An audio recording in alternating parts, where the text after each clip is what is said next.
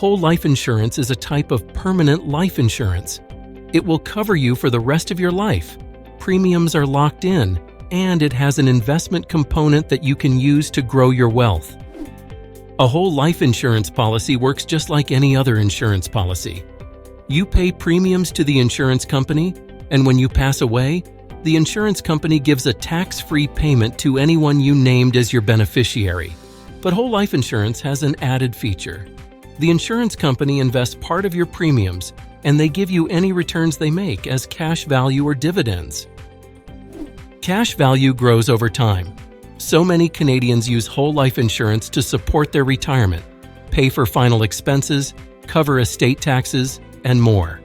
The features of whole life insurance make it a great choice if you want lifelong coverage that you don't have to worry about later, and if you want a policy that gives your family a secure future, while also helping you build wealth now.